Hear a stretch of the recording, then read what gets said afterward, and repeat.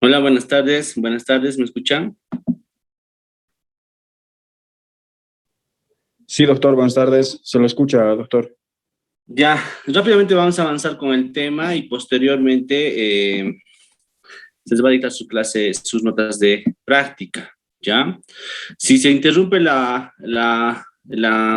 clase, entonces nuevamente va a ser necesario que ingresen, por favor. El tema de trasplante renal. Ya hemos visto en la anterior clase lo que es la enfermedad renal crónica, lo progresiva, lo severa que es y hasta lo irreversible. Motivo por el cual que la enfermedad renal crónica, más que tratarse, se tiene que prevenir. Y a eso va una pequeña reflexión, ¿no? De que siempre les voy diciendo en la clase práctica, de que las enfermedades siempre es mejor prevenirlas que tratarlas, ¿ya? Entonces, constantemente sobre los grupos de riesgo tenemos que ir actuando y recomendándoles de que tienen que hacer el cuidado respectivo, los controles respectivos para que no lleguen a una enfermedad renal crónica. Porque como han visto, es una enfermedad muy compleja y multisistémica. Termina afectándose el corazón, el cerebro, los pulmones, articulaciones, la piel, y lo peor es que es irreversible. Entonces, la calidad de vida de un enfermo renal crónico es bastante mala. Sobre el tratamiento, no hay un tratamiento definitivo como tal. Hay tratamientos paliativos, ¿no? Uno de esos es la hemodiálisis, que es lo más común aquí en nuestro medio, sobre todo en Potosí. Y el otro es el trasplante renal. ¿Por qué estamos hablando primero de trasplante renal? Porque frente a un paciente renal crónico, antes de proponer la hemodiálisis, técnica y éticamente, lo ideal es proponer primero el trasplante renal. Y si no tuviese acceso a un trasplante renal, entonces recién a la hemodiálisis. Antes era al revés. Antes se proponía primero la hemodiálisis y luego el trasplante renal. Pero hoy en día, con el desarrollo de la tecnología, el desarrollo de los medios de comunicación, el desarrollo de la información, ha concientizado a mucha gente y hay muchos familiares que están dispuestos a hacer un trasplante antes de dializar a sus familiares. En cambio, antes era al revés, ¿no? Se veía si soportaba la diálisis, a ver si conseguía un donador y a ver si se hacía el trasplante. Pero poniéndole tela de juicio, es mejor el resultado de un trasplante renal que de una hemodiálisis. Por eso es que ahora, después de hablar enfermedad renal, el siguiente tema que estamos viendo es trasplante renal, ¿ya?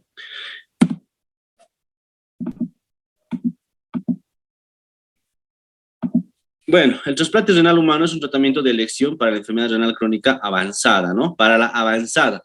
Si el paciente tiene una enfermedad renal crónica estadio 1, estadio 2, pues hay que expectarlo. Si tiene estadio 3, ya igual, ¿no? De la misma manera tiene que tener un tratamiento preventivo y retrasar lo más que se pueda. Ya estadio 4 es para estar proponiendo ya lo que es el trasplante renal. Y estadio 5 ya es para dializarlo. Entonces, por eso que no hay una definición estricta para indicar en qué momento se plantea el trasplante.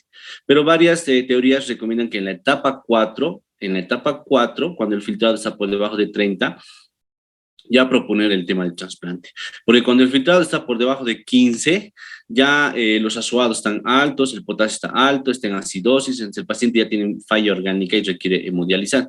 Y obviamente en ese estado no se le puede hacer un trasplante, ¿ya? Entonces es el tratamiento de elección para una RC avanzada. Avanzada, ¿qué tipo? Preferentemente la 4. La 5 ya es tardío ya, en la 5 hay que dializar. Si el paciente está en estadio 4, obviamente se le propone el trasplante y luego la diálisis.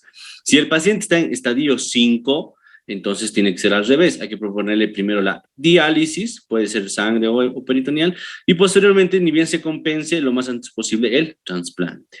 ¿Sí? Entonces, es un detalle muy importante. En todo el mundo se han realizado más de 180,000 trasplantes renales. Desde 1960 se ha evidenciado que son mejor, obviamente, los trasplantes de donantes familiares, de un 75-90%, que en relación de donantes fallecidos, ¿no? Porque obviamente los fallecidos no van a tener ninguna relación consanguínea con el receptor, entonces la probabilidad de éxito era menos, del 50-60%, pero estamos hablando de los años 60. Ya en los años 70-80, con el desarrollo de los inmunodepresores, la tasa de éxito de los donantes fallecidos ha mejorado bastante. ha bajado, ha mejorado bastante, hasta un 70%. Y actualmente, en el 2020, la tasa de éxito del donante fallecido es del 92%. Y para el resultado de donante de familiar es del 97%. O sea, miren, de lo que había una gran brecha de 75 a 90 con referencia 50-60, se ha cortado la brecha. Esto gracias a los inmunodepresores que modulan la respuesta inflamatoria y evitan el rechazo. ¿Ya? Entonces se puede decir que sí, el trasplante es una buena opción, es la de las mejores opciones, con menos complicaciones, gracias hoy en día a los inmunodepresores. ¿Ya? La esperanza de vida varía de 10 a 14 años, ¿ya? Tampoco no es que se le pone el riñón y el paciente va a vivir para siempre o va a vivir 30, 40 años más. Entonces, es más o menos una esperanza de vida de 10. De 10 años, si es de donante fallecido, y de 14 años si es de donante familiar. Mientras más compatible el órgano, más va a ser el tiempo de sobrevida. Mientras más incompatible el órgano, más inmunodepresores, menos va a ser el tiempo de sobrevida. ¿Ya? Este tema, chicos, más que que sea memorístico o que sea de preguntas de exámenes, es más de conocimiento, ¿ya? O sea, con eso no quiere decir que no me atiendan o no presten atención. Si analizamos, les vuelvo a decir, me interesa que conozcan enfermedad renal crónica, injuria renal aguda, infecciones, glomerulopatías, neuropatía diabética. Esos temas son muy, muy importantes. Este de trasplante, obviamente, prácticamente hablando, no lo van a aplicar. Ustedes no van a estar aplicándolo, pero tienen que conocerlo. ¿Ya? Entonces es muy importante que presten la respectiva atención, pero tampoco lo que no quiero es complicarlos, porque sí es un tema un poco pesado, ni tan pesado, tal vez un poco complejo, pero no quiero complicarles, ¿ya? En otras palabras, hay temas, yo siempre les digo en las prácticas, ¿no? Hay patologías más prevalentes y tenemos que sabernos enfocar en esas patologías más prevalentes, ¿ya? Entonces, obviamente, el trasplante va a ser una patología que lo van a ver muy poco. Aquí en Potosí se ve poquísimo. En ciudades como Cochabamba, Santa Cruz, La Paz, se ven más pacientes trasplantados. Si tienen la oportunidad de hacer su internado en el eje, ahí sí les va a interesar. Aquí en Potosí no es que no nos interese, pero lamentablemente las condiciones pues, no son todavía dadas para ver pacientes trasplantados.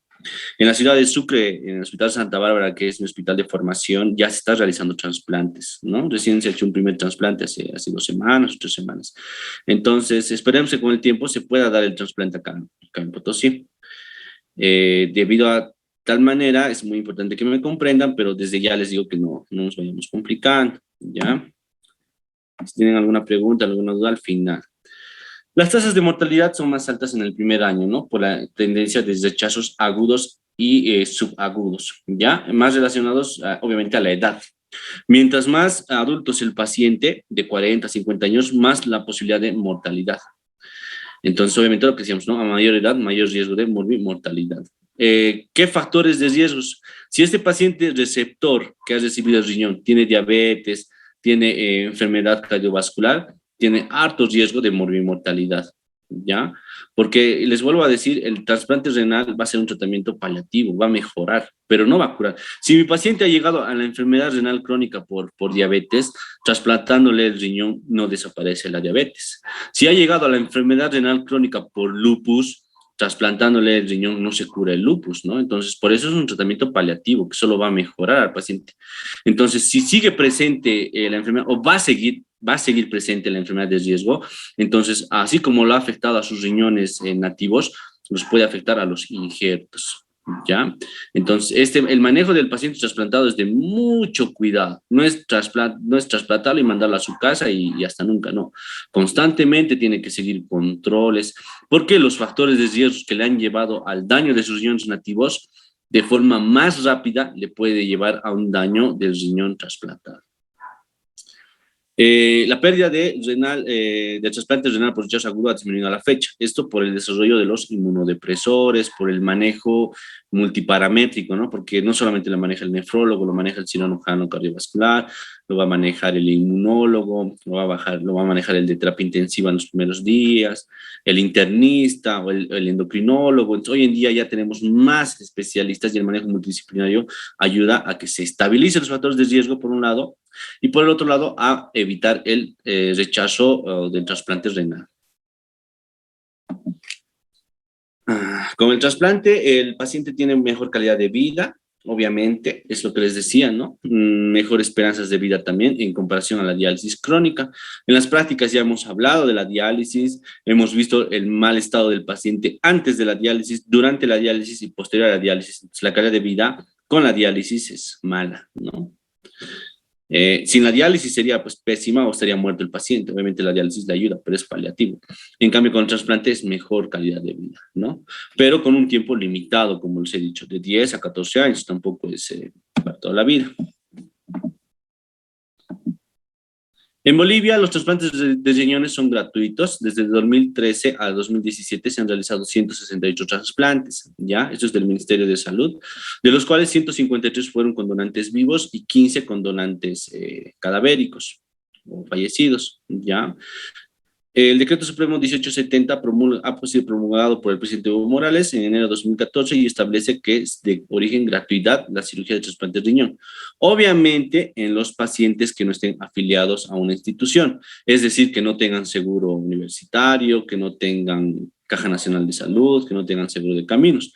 Al no tener un seguro a corto plazo, automáticamente entran al SUS. Y gracias al SUS, no solamente el trasplante, varios tratamientos son ya de origen gratuitos. Ya. Esto obviamente ayuda de forma abundante al paciente, es menos gasto económico, porque se dice que está por los 120.000 bolivianos un trasplante, ¿no? Entonces es bastante caro.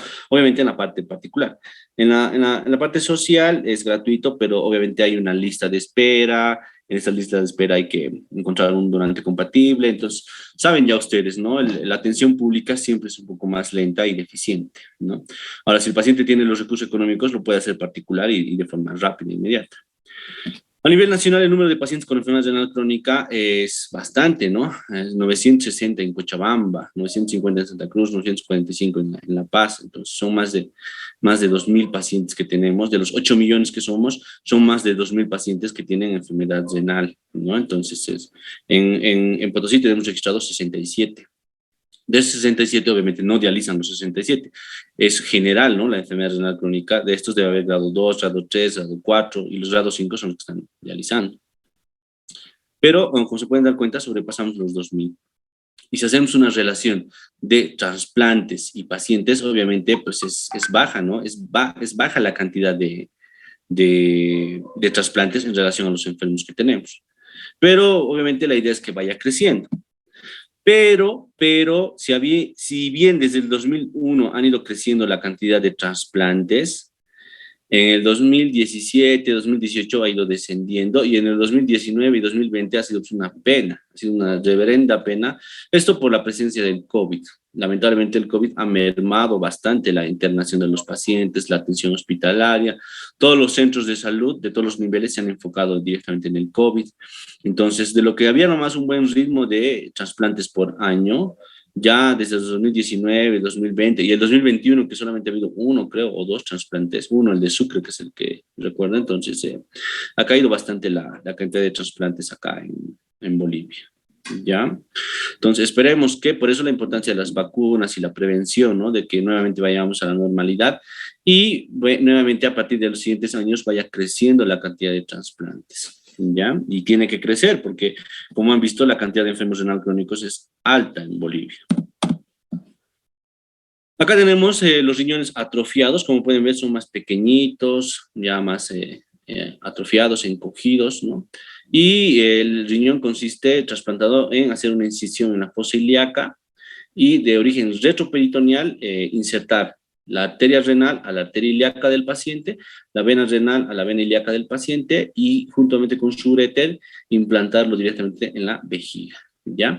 Así es el trasplante renal. Obviamente los riñones atróficos no se los retira, directamente se los deja ahí, a no ser que estén generando hipertensión secundaria o que haya una atrofia de la arteria renal, no se les retira los riñones, no se hace nefrectomía, se los deja ahí y se lo deja con el riñón trasplantado y el uréter trasplantado al paciente, ¿ya? Conforme va aumentando los diagnósticos de enfermedad renal crónica terminal, obviamente aumenta la demanda de trasplantes. este desequilibrio está aumentando, está empeorando porque no solamente está habiendo aumento de enfermedad renal crónica, está habiendo aumento de los factores de riesgos, está habiendo aumento de obesidad, aumento de sedentarismo, aumento de enfermedades cardiovasculares, aumento de diabetes. Entonces, mientras más factores de riesgo vayan creciendo, entonces va a haber más enfermedad renal crónica y por ende va a haber un desbalance con los trasplantes, ¿ya? Entonces, obviamente, ¿qué tenemos que hacer? Prevenir. Ustedes como médicos no van a actuar a nivel de trasplante, ni van a actuar a nivel de la enfermedad renal terminal. Como médicos generales van a actuar a nivel de los factores de riesgo, ¿no? Insistiendo a la gente que haga ejercicio, que tenga una dieta nutricional adecuada, control de diabetes, control de la presión arterial. Entonces, esperemos, ¿no?, que para el siguiente año podamos hacer una de estas actividades con la finalidad de prevenir y promocionar lo que es la buena salud para nuestra población, ¿no? La regla principal en los pacientes de vida es que se va a priorizar a los que tienen más esperanza de vida. Obviamente, si tengo en la lista de espera un paciente de 19 años, si tengo un paciente de 60, pues lo siento mucho, vamos a priorizar al paciente de 19 años porque va a tener más esperanza de vida, ¿no? En comparación con uno de 60. Es como el triaje que se hace en terapia intensiva, ¿no? Ya nos llega un paciente crítico, priorizamos al joven y al adulto mayor, si tenemos espacio, lo metemos o si no, no. Y es lo que ha pasado con el COVID, ¿no? Y no solamente aquí en Potosí, ha pasado en todo el mundo, donde lamentablemente se han saturado las terapias intensivas y han empezado a priorizar edades, ¿no? Lo correcto no es eso, pero tenemos que saber escoger, ¿no? Siempre al que tenga mayor esperanza de vida hay que priorizar. ¿Cómo se seleccionan los receptores? ¿No? Todos los individuos son sometidos a una valoración clínica amplia de riesgo y beneficio. Deben tener mínimamente una esperanza de 5 años de vida. Ha habido casos donde hay pacientes de 70 años, 80 años. Ya esos pacientes difícilmente puede ser que tengan 5 años de sobrevida, entonces casi pueden quedar descartados. Casi les digo, ¿no? Porque ustedes saben que en medicina nada es absoluto. Entonces, lo importante es que tienen que tener mínimamente más de 5 años de sobrevida con el trasplante. Si ese paciente se va a morir de aquí a 3 años, no tiene sentido. Ese riñón podría beneficiarse otro paciente, entonces es importante. Hay que descartar coronariopatías, infartos, ¿no? Eso quiere decir enfermedades a nivel de las coronarias. Hay que descartar infecciones latentes crónicas como VIH, virus de hepatitis B, tuberculosis, porque si tienen ese tipo de enfermedades, no son buenos candidatos. Si tienen coronariopatías, no son buenos candidatos, porque en menos de 5 años se van a morir los pacientes, entonces es complicado, ¿no? Pero esto no es absoluto, es relativo. Si este paciente con VIH tiene dinero, va a una privada y si están todos de acuerdo, pues se le trasplanta, ¿no? Pero de forma privada, ¿no? En cambio, en la pública, muy difícil, ¿no? En la pública se va a priorizar a jóvenes que no tengan estas complicaciones. Siguen, hasta ahora no puede ser. O que tengan neoplasias, ¿no? Alguna forma de cáncer.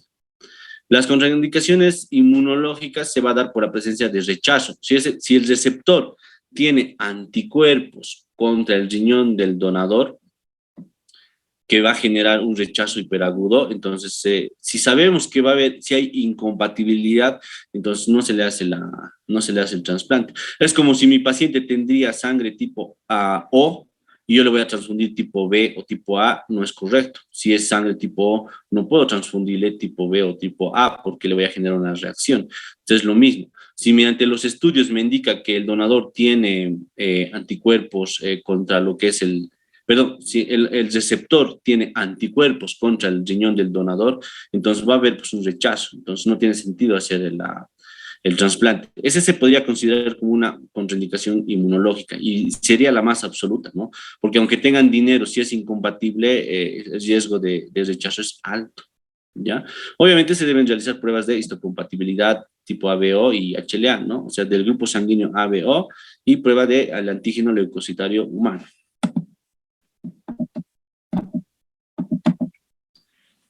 En caso de donantes fallecidos, ¿cómo se selecciona el donador? Bueno, el donador va a ser por donantes fallecidos donde la familia acepte. Se ha dado muchos casos en terapia intensiva que los pacientes tienen trauma, tienen ACVs hemorrágicos y hacen muerte cerebral. Esa muerte cerebral ya es prácticamente una muerte del paciente. Ha muerto el cerebro, pero no han muerto sus órganos, su corazón, su riñón. Entonces, en algunos casos se ha podido retirar el riñón de ese paciente fallecido o prefallecido para dar a un paciente vivo con enfermedad renal crónica, ¿no? Obviamente este es todo un trámite y tiene que ser un consentimiento familiar. En el caso del vivo, el mismo paciente es el que tiene que ser una donación voluntaria, ¿ya? Los donantes vivos voluntarios deben ser estudiados en busca de cualquier enfermedad que pueda causar morbimortalidad. O sea, el donador también tiene que ser estudiado. El donador no puede, tiene que evitar que tenga un riesgo de nefropatía, porque al quedarse con un solo riñón, va a haber una hiperfiltración. Y ya hemos visto en la anterior clase con la enfermedad renal crónica que la hiperfiltración va a conllevar a un proceso de compensación, pero a un desgaste del glomérulo. Y ese glomérulo se va a esclerosar. Entonces hay que tener mucho cuidado. Si el paciente tiene hipertensión o proteinuria, hay que cuidarlo mucho, ¿no? Porque ese riñón, si ya está esclerosado focalmente, se va a hacer una esclerosis difusa generalizada, o sea, todo el riñón que le queda se va a dañar. Entonces hay que saber escoger también al donador. No es cualquier receptor como han visto, ni tampoco cualquier donador. Y también no tienen que padecer enfermedades malignas como VIH, hepatitis B o cáncer.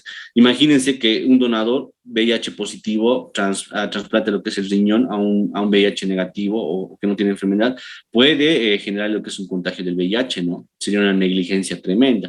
Entonces, por protocolo, al donador y al receptor, o al receptor y al donador, se le hacen estudios para descartar ese tipo de enfermedades. El rechazo hiperagudo consiste en una reacción cruzada citotóxica, ¿no? Citotóxica, donde están los leucocitos tipo T, ¿no? O linfocitos tipo T, perdón, en el suero del receptor que va a ir contra los anticuerpos de los linfocitos del donador. Entonces va a producir una reacción, ¿no? Por el HLA, por una falla de compatibilidad del HLA. Si va a haber una falla de compatibilidad, van a alterar el ratito los leucocitos, sobre todo los linfocitos T, y van a empezar a generar un rechazo. Estos rechazos están dados en aquellos pacientes que han recibido transfusión sanguínea, en aquellos pacientes que han recibido otro tipo de trasplante o en aquellas mujeres que han sido embarazadas, ¿no? Porque obviamente al embarazarse genera un nuevo producto y este nuevo producto puede generar sus propios antígenos, entonces ya la sensibiliza. Si a un paciente se le ha hecho un trasplante que no ha sido, o una transfusión sanguínea que no ha sido del mismo grupo sanguíneo, ya se sensibiliza.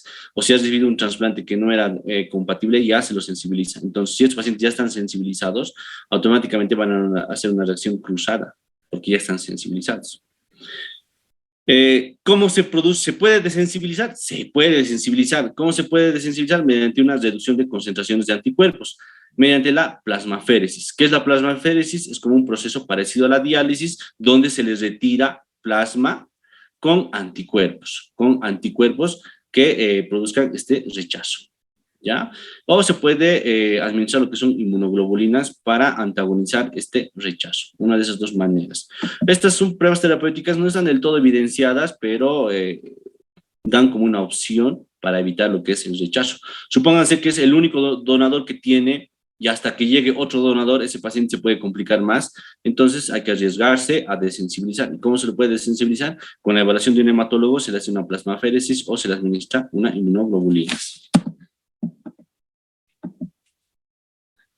En la inmunología del rechazo, pues como todo proceso inflamatorio, puede haber un mecanismo celular y un mecanismo humoral. El mecanismo celular está dado por los linfocitos tipo T y el mecanismo humoral está dado por los linfocitos tipo B por la eliminación de o la secreción de anticuerpos, ¿no? Entonces ya desde segundo ya saben, la inmunidad celular y la inmunidad humoral.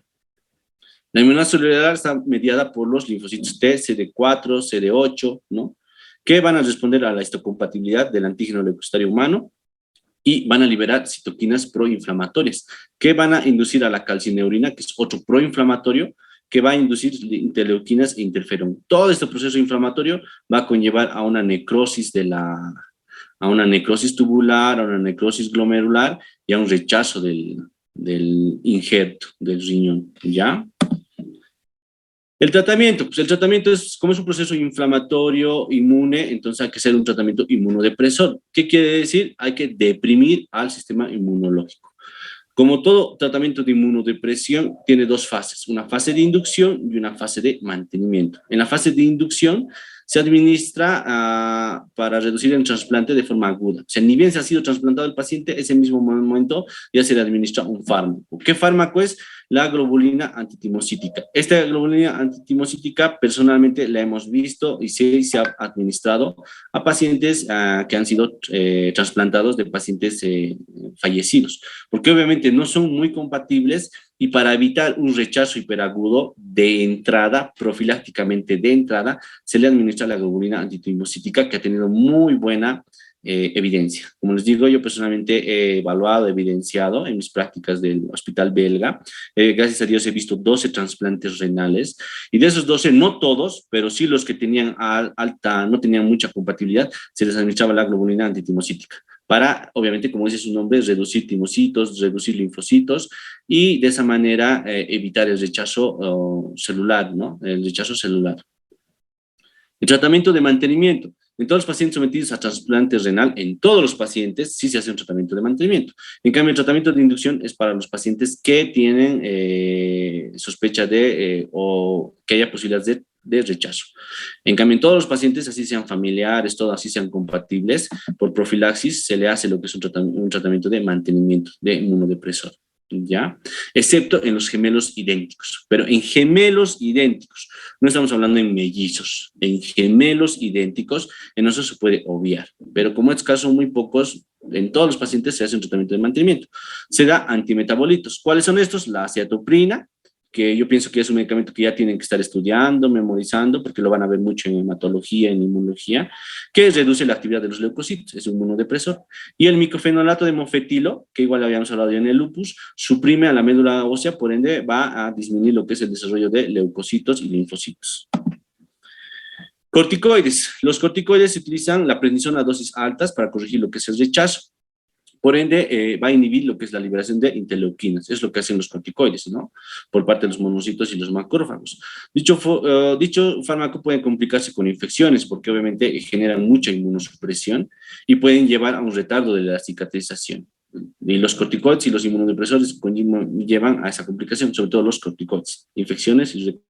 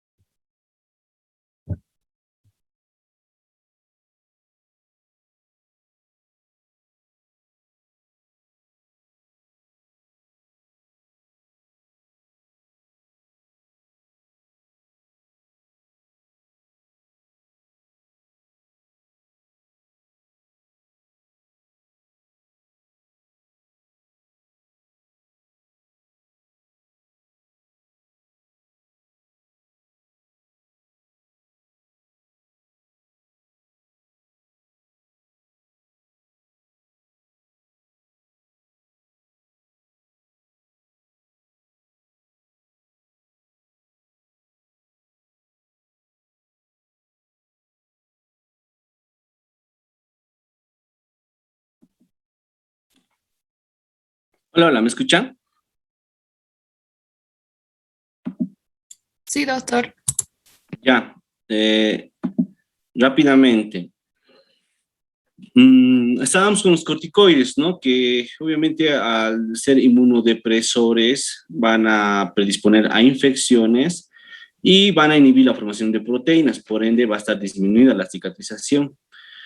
Por tal motivo, en muchos centros hospitalarios evitan los protocolos. Acá en Bolivia es muy usado los corticoides.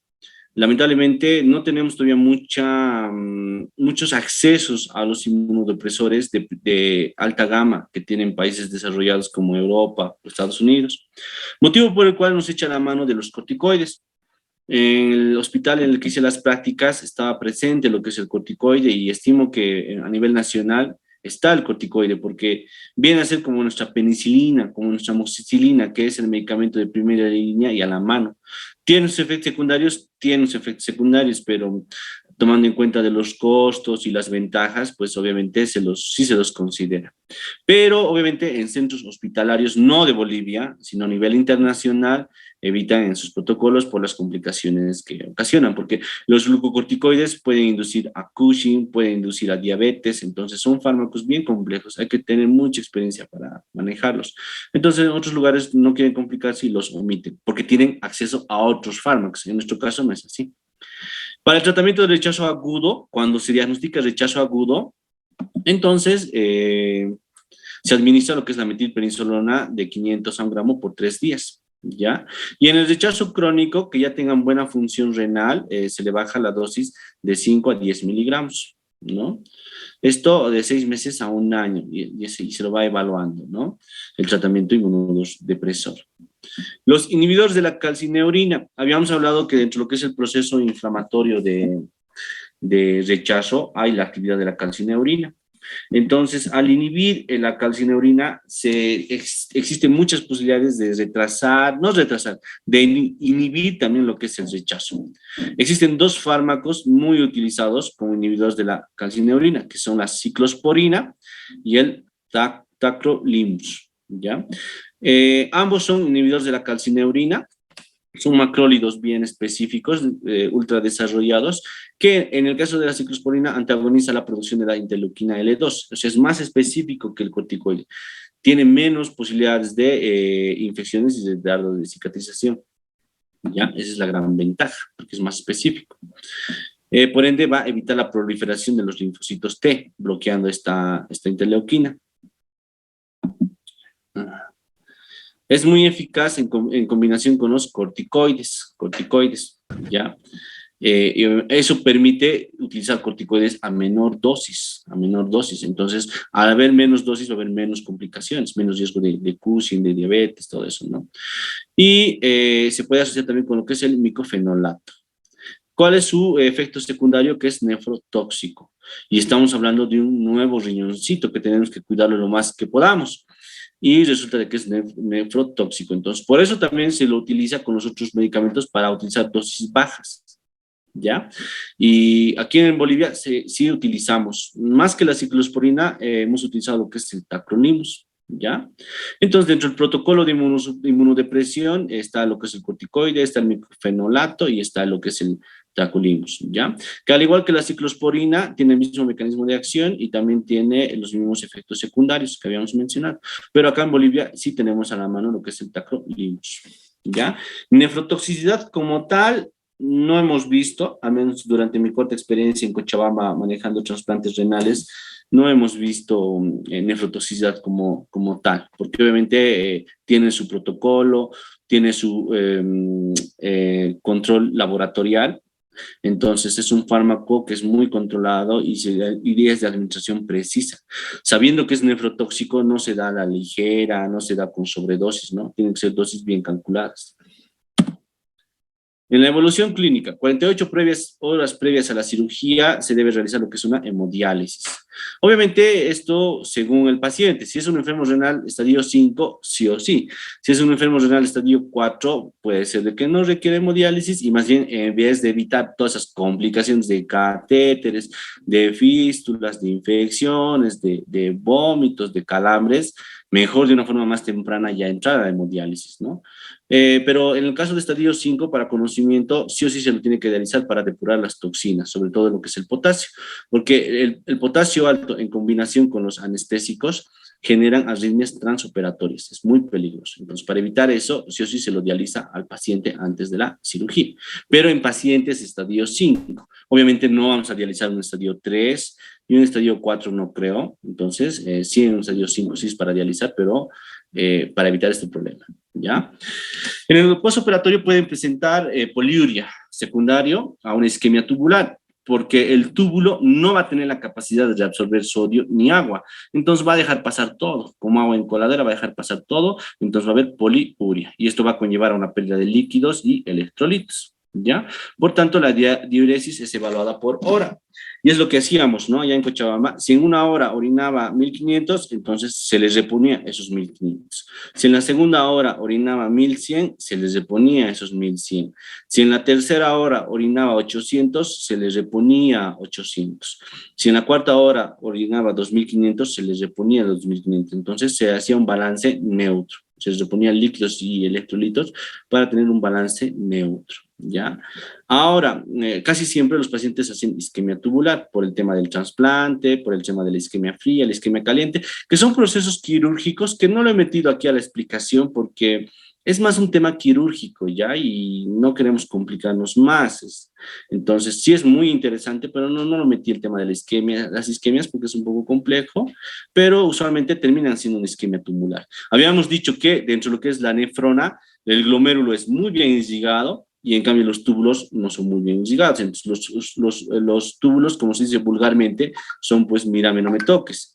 Entonces, son túbulos mírame no me toques. Entonces, esos túbulos por el tema de la injuria renal, de la injuria post-trasplante, entonces hacen lo que es una poliuria, ¿no? Es una injuria poliúrica.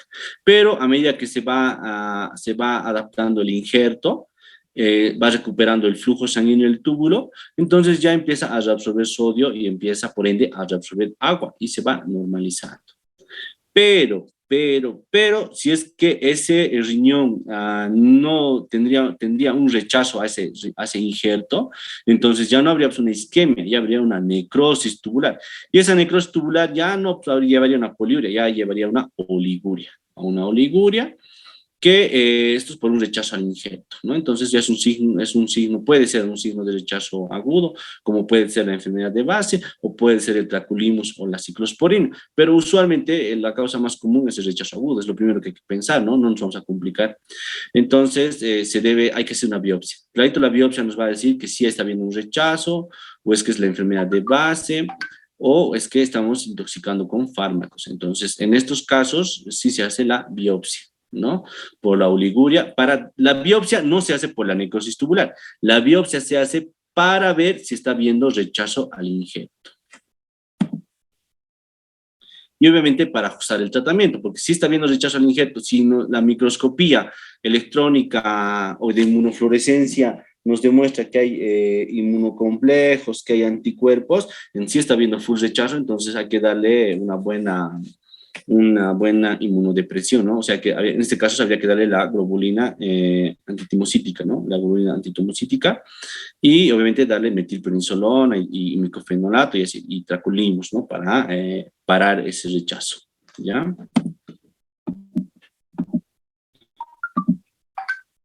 El episodio de rechazo. El diagnóstico temprano de rechazo permite un tratamiento oportuno y salvando así el injerto. Por eso estos pacientes, posterior a la cirugía, pasan a terapia intensiva. Obviamente salen extubados, salen estables y ahí les controlamos cada hora la diuresis. Si hay poliuria, no nos preocupa, ¿no? Pero, o sea, sí nos asusta, ¿no? La poliuria. Pero si hay oliguria, ahí ya pues nos da pavor, ¿no? Porque está habiendo rechazo, entonces posiblemente rechazo. Entonces en terapia intensiva se quedan sus primeras 24, 48 horas para ser observados. Y ahí es donde podemos diagnosticar si de forma temprana hay un rechazo.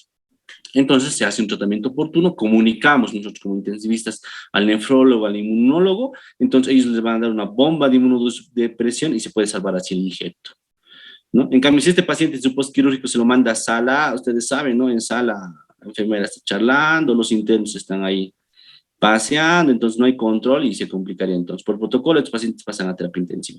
Una vez que ha pasado ya la etapa de riesgo a hiperagudo, de rechazo hiperagudo y agudo, entonces ya se lo pasa a sala con la inmunodepresión, como habíamos quedado, de mantenimiento, y ahí se lo va evaluando, ¿no? Clínicamente, si hay rechazo, puede haber fiebre, puede haber inflamación y dolor en el sitio quirúrgico, ¿no? Porque va a haber un dolor, una inflamación localizada de rechazo, ¿no? No va a ser genérica, va a ser localizada a nivel de la arteria renal, a nivel del ureter trasplantado. Entonces, solo por esta vez estoy admitiendo, ¿no? Por el tema de sus notas, porque después no les admitiría. Porque luego me distraen. Existe dolor en el sitio quirúrgico y laboratorialmente puede haber elevación de la creatinina. El tema de la creatinina es un tema no del todo esclarecido, no esclarecido, sino no es un parámetro para atenernos, porque la elevación de la creatinina da en 48 horas. Entonces, el hecho de que mi paciente esté haciendo rechazo y su creatinina basal era 1.5 y ahora sigue siendo 1.5, no quiere decir que su riñón esté bien o esté 1.4, porque la creatinina tarda en elevarse 48 horas. Entonces, ese parámetro nunca tienen que olvidarse. Eso sí, nunca tienen que olvidarse. La creatinina se la debe valorar cada 48 horas. No es que se eleva en 6 horas, en 12 horas. No se eleva ni en 6 ni en 12 horas. Se eleva en 48 horas. Entonces, la creatinina se eleva cada 48 horas. Entonces, si laboratorialmente presenta o no presenta una elevación de la creatinina, eso no descarta el tema del rechazo, ¿no? Ojo. Igual, el tema del volumen urinario, la oliguria sí nos hace pensar, pero puede ser que haya poliuria, y la poliuria también es una función, una parte de la isquemia del túbulo.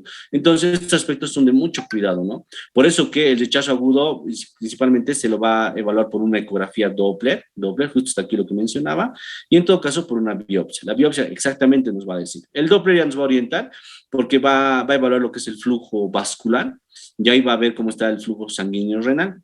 Si se encuentra trombosis renal, que puede ser reversible por la técnica, porque a veces el cirujano un poco se chalequea, entonces si se evidencia que es trombosis renal por falla en la técnica, se lo interviene nuevamente y se lo puede arreglar.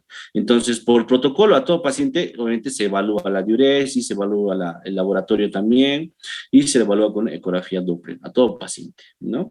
Y si clínicamente nos está dando fiebre, dolor, oliguria, peor todavía, con más razón se le evalúa y a veces hay que reoperarlo, ¿ya? Y tras la evidencia del rechazo se administra lo que les dije ya, ¿no? La globulina antitemocíclica, que esto sí, como les digo, hemos evidenciado Cochabamba, la metilprednisolona y en algunos casos, si es esto en los casos por inmunidad por inmunidad celular. Y si es por inmunidad humoral, entonces hay anticuerpos.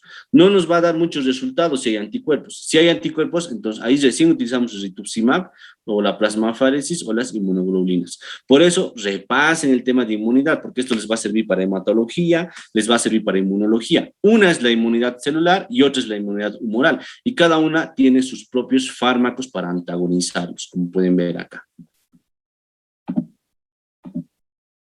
Las lesiones crónicas. Si el paciente sobrevive a un año, pues ese es un buen pronóstico y la mayoría sobrevive a un año, ¿no? Gracias, como han visto los antecedentes. Pueden experimentar un leve descenso del filtrado glomerular y esto puede ser causado por una enfermedad recurrente. Ya les había dicho, el trasplante renal no cura la diabetes, no cura el lupus, ¿no? Entonces siempre la enfermedad recurrente hay que tener presente y hay que seguirle tratando. Porque ha habido casos donde no ha habido cuidados, los pacientes pensaban que al ser trasplantados se habían curado, no hacían sus respectivos cuidados y otra vez riñón perdido, otra vez dializando, entonces es complicado, hay que manejarlo de forma adecuada. ¿Qué enfermedades o factores de riesgo? La hipertensión, la diabetes, el lupus, pueden hacer un rechazo crónico, o sea, solapado, ¿no? Poco a poquito, sin que el paciente se vaya dando cuenta, ¿no? Entonces, esto igual hay que tener mucho cuidado, pero eso ya lo evalúa el nefrólogo especialista, o en este caso, el nefrólogo subespecialista. La nefrotoxicidad por el tracolimus o la ciclosporina que habíamos hablado, y una glomerulosclerosis focal, porque va a haber una hiperfiltración. Al ser el único riñón, va a haber una hiperfiltración y esa hiperfiltración puede generar una esclerosis, ¿no? Entonces, va a generar una esclerosis. Por eso, el tiempo de sobrevida de estos pacientes no es más de 10 o 14 años. ¿Puede existir riesgo de cáncer? Sí, este es un dato muy importante. Gracias a nuestros linfocitos T, ellos no solamente nos protegen de las bacterias, virus, todo eso, sino nos protegen de células tumorales. Pero como al paciente se lo está antagonizando a sus linfocitos T, pueden desarrollar células tumorales y pueden desarrollar cáncer de piel, cáncer de cuello uterino o linfomas, ¿no? Entre los pacientes que reciben inmunodepresión, al antagonizar a sus linfocitos T, pueden desarrollar cáncer. ¿Ya? Por eso nuestros linfocitos T tenemos que cuidarlos, porque no solamente nos protegen de infecciones, también nos protegen de células anómalas cancerígenas. El 50% de los pacientes trasplantados fallecen por enfermedades cardiovasculares, ¿ya? Entonces van a fallecer siempre por un infarto, por un acero isquémico, o va a ir, su riñón va a irse deteriorando de forma progresiva por la misma enfermedad de base, ¿ya? Entonces, lo que hacemos con el trasplante es solamente darle un poco más de tiempo, no lo curamos, ¿no? Solamente damos un poco más de tiempo, o por la patología de base puede llegar a fallecer lo que es el paciente, ¿ya? Pueden tener complicaciones de hiperparatiroidismo. El hiperparatiroidismo es de nuestros principales enemigos, va a entrar en el examen, hemos explicado en la enfermedad renal crónica, repasen lo que es el hiperparatiroidismo, porque muchos pacientes tras el trasplante no se corrige su hiperparatiroidismo, no regresiona, entonces sigue habiendo fósforo alto, sigue habiendo calcio bajo, y el fósforo más el hiperparatiroidismo dañan al corazón, ¿no? Entonces lo que hemos hablado en la anterior clase. Y va a haber alto riesgo de infecciones asociado a inmunodepresión. Eso es todo, ¿ya? Es un tema un poco, no complejo, sí interesante, pero ya les voy a enviar, ya les voy a enviar para que repasen. Ya se les había enviado los exámenes, los temas del segundo parcial y es importante que ya lo estudien. Este es el tercer tema del tercer parcial. ¿Estás por ahí, Rodolfo? Antes que les lea las notas. Sí, doctor. Ya, coordinar con tus compañeros. El lunes van a tener tiempo, cosa que la clase del siguiente viernes ya lo adelantemos para el lunes. Y el lunes sería nuestra última clase. Y desde ahí les daríamos más tiempo para que estudien. Ya, doctor, el día más tarde yo voy a coordinar con ellos. Si hay espacio, no hay ningún problema, doctor. Sí, martes no voy a poder porque soy de turno y tal vez miércoles, pero la idea sería de una vez del último tema de hemodiálisis. Es un tema que ya lo hemos visto en las prácticas, pero igual lo vamos a dar a la clase teórica y con eso ya habríamos acabado todo el plan académico. Está bien, doctor. Como digo, hasta más tarde yo lo voy a confirmar, doctor, si el día lunes vamos a pasar clases entonces. Ya, muy bien. ¿Alguien tuviese alguna pregunta con respecto al tema? ¿Alguna duda?